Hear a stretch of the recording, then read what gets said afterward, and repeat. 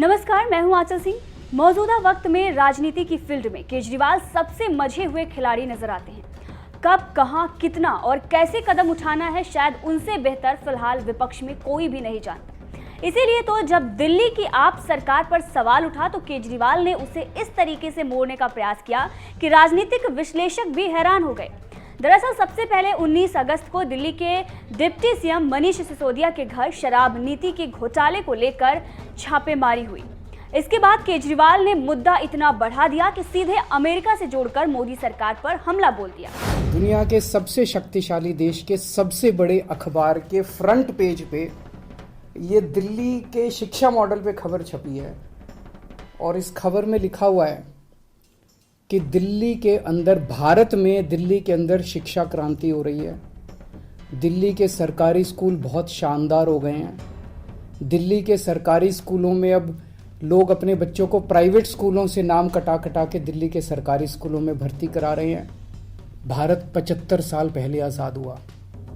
लोग पूछ रहे हैं कि इन 75 सालों में कई छोटे छोटे देश हमारे बाद आज़ाद हुए, वो हमसे आगे बढ़ गए। दूसरे देश हमसे आगे बढ़ गए, भारत पीछे क्यों रह गया? जबकि भारत के लोग इतने इंटेलिजेंट हैं, भारत पीछे क्यों रह गया? पूरे भारत के लोग जानना चाहते हैं, भारत के लोग पूछ रहे हैं। आज मनीष सिसोदिया को दुनिया का सबसे अच्छा शिक्षा मंत्री घोषित किया गया, लेकिन उसके घर सीबीआई पहुंच के रेड मारने के लिए। तो अड़चनें बहुत आएंगी।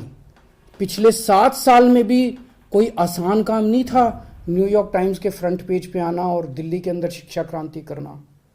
पिछले 7 साल में भी मनीष जी के ऊपर न जाने कितनी बार रेड हुई है। ये पहली रेड नहीं है, पहले भी कई बार रेड कर चुके, कई झूठे केस कर चुके मनीष जी के ऊपर, मेरे ऊपर कई बार रेड कर चुके, सतिंदर जैन पे, कैलाश गहलोत पे, हमारे कितने लोगों पे ये लोग रेड कर चुके।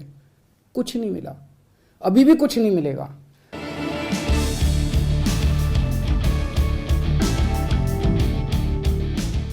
मामला अमेरिका से जोड़कर केजरीवाल ने तगड़ी चाल चली, लेकिन जल्द ही सब ठंडा पड़ गया। दूसरी तरफ सिसोदिया पर शिकंजा कसता गया। अब ऐसे में भ्रष्टाचार के आरोप में घिरते केजरीवाल को कुछ नहीं सूझा, तो बीजेपी पर आरोप लगाते हुए ये कह दिया कि बीजेपी आप पार्टी को तोड़ने के लिए दम भर रही है। 8 विधायक गायब हो गए हैं। अब जब आप विधायक दिलीप पांडे ने ये बयान दिया तो सियासी गलियारे में हलचल मच गई। केजरीवाल ने भी मौके पर चौका मारने का प्लान किया और गांधी जी की याद में डूब गए और अपनी बटालियन के साथ पहुंच गए राजघाट। गांधी जी से शिकायत और ये संदेश देने की आम आदमी पार्टी सबसे कट्टर ईमानदार है और अहिंसा के मार्ग पर चलती है। लेकिन ये सब करते हुए दिल्ली के सीएम अरविंद केजरीवाल का ऐसा डबल स्टैंडर्ड दिखा कि सब हैरान रह गए और कहने लगे कि इतना भी कौन पलटी मारता है भाई। अब आप सोच रहे होंगे कि केजरीवाल कहां पर ये नई गुलाटी मार रहे हैं, तो इसके लिए आपको 2 तस्वीरें देखना बेहद जरूरी है। पहली तस्वीर जो है आप स्क्रीन पर देख रहे हैं, ये आज की है। दरअसल दिल्ली के सीएम केजरीवाल अपने को पाक साफ बताने के लिए राजघाट पर पहुंचे और बापू को याद करते हुए सत्याग्रह करने लगे। लेकिन इसी बीच केजरीवाल शायद ये भूल गए कि बापू से उनकी तो बनती ही नहीं। शायद, अरे चौंकिए नहीं, सच में केजरीवाल और आम आदमी पार्टी बापू को तभी महत्व देती है जब काम बिगड़ता है। बाकी आप इस दूसरी तस्वीर को देख सकते हैं और समझ सकते हैं। दूसरी तस्वीर, ये तस्वीर है दिल्ली के सीएम साहब की, वो जगह जहां से वो प्रेस कॉन्फ्रेंस करते हैं। मीटिंग में बैठकर वो मीडिया से बातचीत करते हैं। अब इस तस्वीर को गौर से देखिए। केजरीवाल साहब के पीछे वाली दीवार पर महज 2 तस्वीरें ही दिखाई पड़ रही हैं। हालांकि उन तस्वीरों से किसी को कोई दिक्कत नहीं है, क्योंकि ये तस्वीर है भगत सिंह और भीमराव अंबेडकर जी की।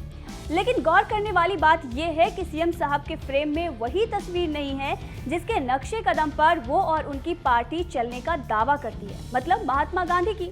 दिलचस्प बात यह भी है कि 2 जगह आपके सीएम हैं और दोनों जगह सीएम ऑफिस के मेन फ्रेम से ही गांधी जी गायब हैं। मतलब जिसके सहारे खुद को केजरीवाल पाक साफ बताने का प्रयास करते रहे हैं, उन्हीं की तस्वीर लगाने में शायद शर्म महसूस करते हैं।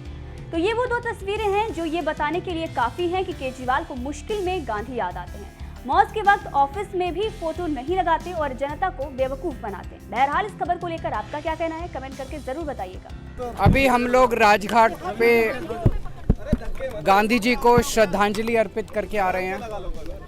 थोड़ी देर वहाँ बैठ के हम लोगों ने ध्यान भी किया और प्रार्थना की कि देश के अंदर आज जो हालात हैं वो ठीक हों, उनमें सुधार हो देश की तरक्की के लिए, सुख शांति के लिए प्रार्थना की।